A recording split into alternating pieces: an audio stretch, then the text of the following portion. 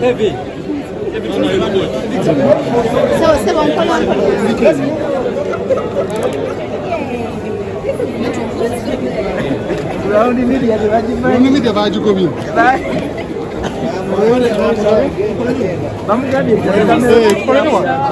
Sorry.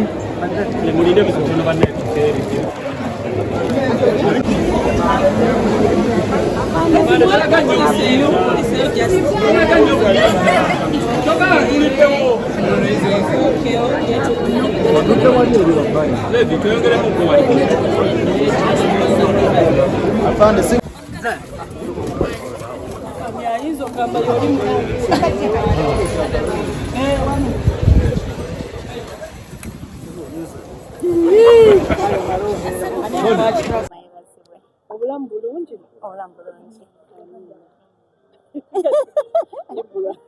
Kantaddeko okagenzeko ati kali okay? Okay. Kulikayo omukwano yonna gy'okomye. Kutteyo namwe mwebale kujja. Okomyewa gy'ovudde olwaleero? Nkomyewa? Obaddewa? Katono nnyo. Katono nnyo badde ate Mwebazibwe. Thank you. Ekitiibwa kya Mukama. Kulikayo gy'ova ovaayo? Nva California. Yeah. Kulikayo. Congratulations. Thank you. Yeah. Finally, bye mwali mwegaana, bye mwali mutukweka twalira. Twali twegaana ki?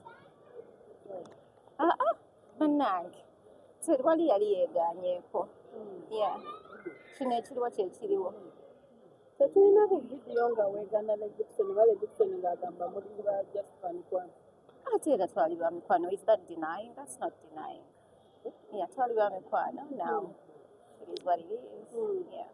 Twalabye posting nti officially like road to message netugamba katumalire wabadde otegeeza. Mrs. Lukes, I mean, his name, I'm taking it on. Mwami Lubyoko, man of God. Yeah. Yes. Maybe abadde mukwano gwange for a long time. Yeah. Nyamanga mwekwasaganya. Abadde mukwano gwange for a long time. Man of God abadde mukwano gwange for a long time. That's what matters. Lwaki Dickson mu Uganda mwonna oba mu nsi mwonna? Wanjawulo ate Mukama bwe yannondera nga yansaanira nga yategeera. Yeah, he was made for me. I believe buli muntu Mukama yamutondera the perfect person. He's perfect for me. Twalabye kati mutadde omuntu wange, twalabye life is better ne tugamba. Anti muntu wange kuba muntu wange ate naye with he's affirming until with me in his life is better. Era twagala okwebaza MTN kuba ekintu yakiwanise. Thank you so much. Thanks to MTN. Lwaki mwalonze MTN? Lwaki mwakoze MTN nti broadcasting ng'omukolo nomutagala abantu tujje tugukwate TV zikwate media personalities bajje babeewo? MTN chose us because we are the best. Temwayagadde bafaani bammwe badde ku TV ez'enjawulo ne TikTok ez'enjawulo balabe omukolo ogwo? Tetugaanye era bajja kugiraba ndowooza walabye they're putting a link ne app gye balina okudownloadinga abantu kwe balina okulabira omukolo, so tetunabagaanako. Yeah, your TV is the app they need to download balabe omukolo, so kintu buli omu agenda kiraba.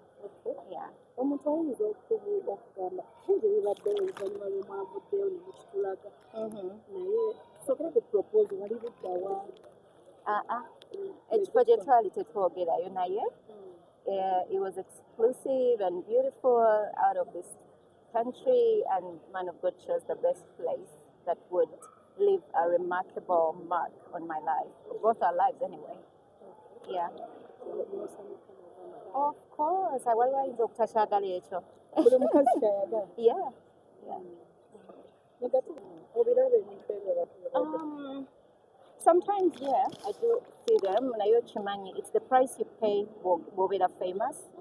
ate sigwe busoose. I've been in the industry for over 10 years. They've said it all, tewali kipya, so it doesn't shake me. And like I said, it's background noise. Yeah, we're firm. Okay. Yeah. Omukolo gwadde tusooka mu mukolo ki tusembya na buli Tusooka mu kwanjula nga 12, then embaga nga 15. Mujja kulabayo, temunnategeerayo. MTN egenda kubebawa updates zonna. Yeah. Kati munaye mundeke ngende, anti ndi mugole, si kyo? Ako Kamala. Mishi's around. She's actually around naye nga bwe mmanyi nze mugole, kati ye naye time ye werituuka muli mulaba. Yeah. They're beautiful.